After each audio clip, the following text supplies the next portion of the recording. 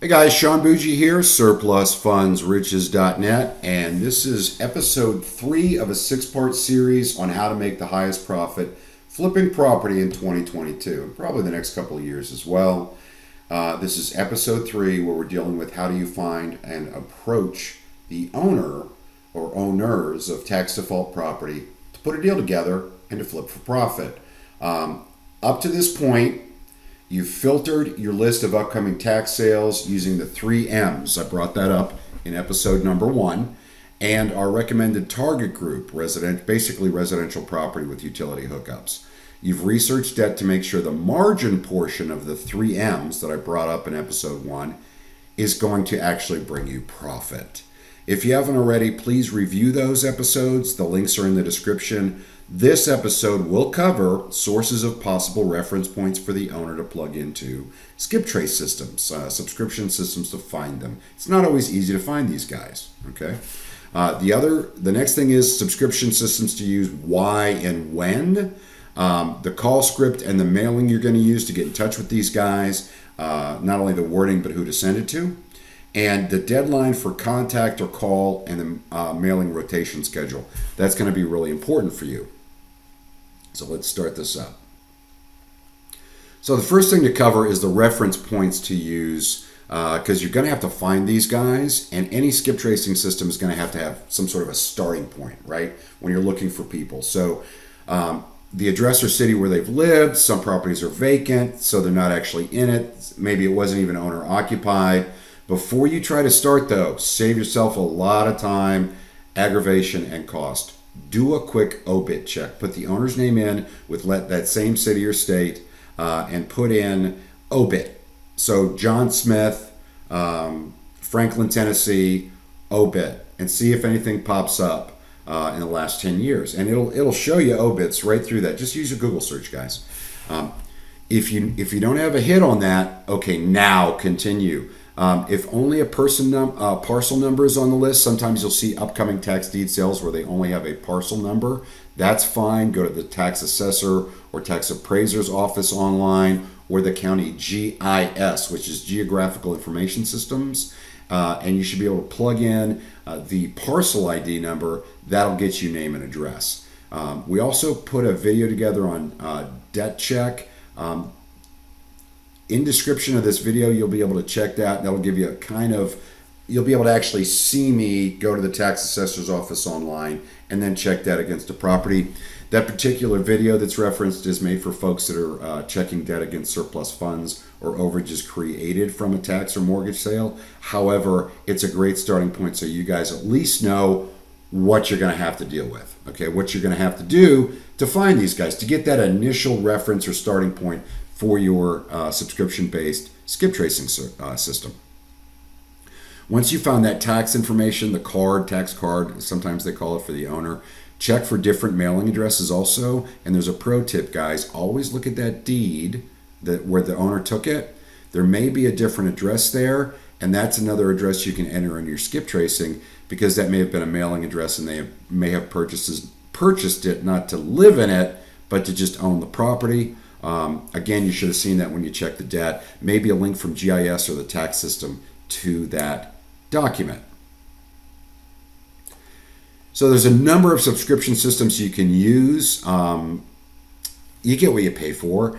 The short list are the ones that we like, and where each one shines. IDI Data, I'm very, very impressed with these guys. They're very accurate at finding the claimant or the owner. They have updated deceased information, and they're middle-of-the-road pricing. So I like them a lot. Microbuilt.com, if you contact Randy Mostetler, let me get rid of this because that's the... Contact him and mention my name, Sean Bougie, or Greater Good Company, which is our buyout company for properties. To get us started, he'll waive the startup fee for you guys. They're great at finding possible relatives and associates. So IDI is great at finding the actual person, the owner, claimant, however you want to call it. Microbuilt is much better at giving you possible relatives and associates, which is a great play to find the owner. And then whitepages.com, the premium version, is surprisingly accurate with the reverse lookup feature by the address. Pro tip, you can give the renter the info, right? It can give you a renter info rather when you're contacting them. And That's a great way to find the owner. Okay, they'll give you whoever is actually in the property, not necessarily the owner. That person can give you the owner's number. All right, guys, the call script and the mailing, the wording and who to send it to. First, let's talk about the mailings. You need to send this out immediately. Do not wait to see if you can reach them on the phone. Don't do that. Most people are not going to pick up on the first call anyway. The wording, you need the owner's name in there, the address, the auction date, the fact that you can close quickly, the fact that you'll take it as is, your name, the times to call you, and your time zone as well as your phone number, obviously. Mailings sent to the most recent addresses that comes up on your skip tracing. Also, not just the owner or owners, but possible relatives and associates really does up your game as far as your contact rate. The script for the voicemail. Hi, this is Sean Bougie. I'm trying to reach John Smith, who owns 12704 East Barden. That's scheduled to be sold at auction on August the 18th. We'd like to buy it before then. We can also allow you to stay in the property for free for a while. We're at phone number, hours, time zone.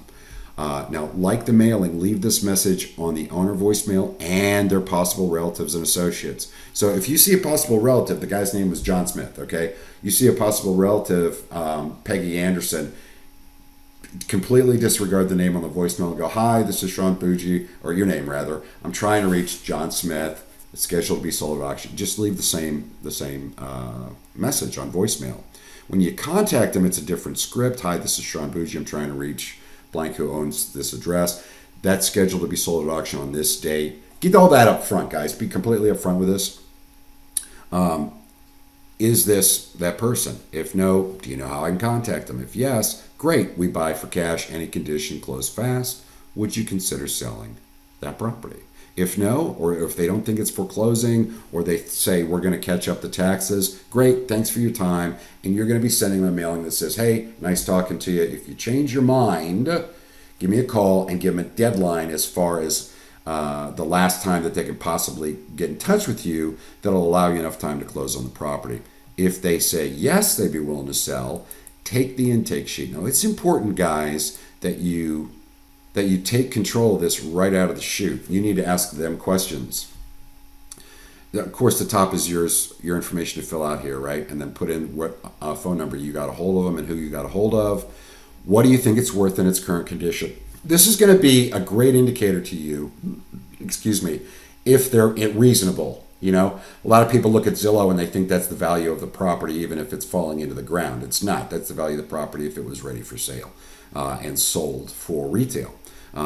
Ask them, is it occupied? Is it by you? No. Okay. By somebody else? Okay. Who? Find out what the situation is, because if it's a nephew, they may want to give you to give them a little bit of time for the nephew to get out, and there's nothing wrong with that. When can I see the property or arrange a viewing? Well, let's start here.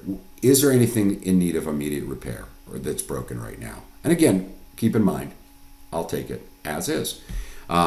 When can I see the property or have to arrange for a viewing? You need to let them know I'm not going to make you an offer without at least having some pictures here.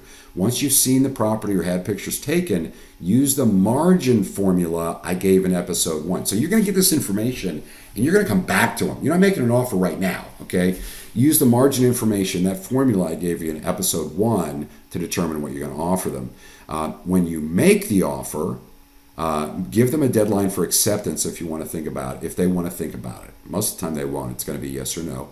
2 weeks max out from the tax sale date, the auction date. Don't go into detail on how you arrived with the dollar amount you're offering them. You see, I've got to put this into this. And no. Don't make excuses. Just, this is what I can give you, okay? Dollar amount will include, walk away from the ones you can't take it. Episode 4 will also go in depth on structuring the offer and the wording that really pays for you. When episode 4 is loaded, there'll be a link in this, the description of that, or rather a link in this description to that. And there's something else I was supposed to go over here that's not included in text, so I'm going to just cover this at the end here. So the deadline for contact or call and mailing rotation schedule. Guys, typically you have very little time before the tax deed sale. So I would recommend contacting via phone 2 to 3, preferably 3 times in the first week, not only the individual, but their possible relatives and associates. really hit them hard. Mailing twice on the first week. All this is also establishing credibility. They're seeing your name and what you're trying to get across to them over and over again, okay? Really pound them out at first. Usually you're only a couple months out. And at that point, I move it back to every 2 weeks, and then I really do the 3 in a row again when we're 2 weeks out. And for me, my deadline is a week from the auction. That's just going to barely give me enough time to get the mobile notary to sign, and I'll go into the documents, but get the mobile notary to get the documents signed, get them back, record the deed, pay off the taxes, pay the owner. So I've got to have a certain amount of time here. That's your rotation schedule. One other thing I forgot to put in here, and that is you are going to want to check any mailings that are returned to you at the bottom, because if a forwarding order was on there and it expired, if they've already moved out, it will say forwarding order expired and give you the correct address. Just a little pro tip there. Thanks for watching, guys. Episode 4 should be out in another week or two. If you have any questions or comments, please put comments down in the comment section. Love to answer any questions you got at this point.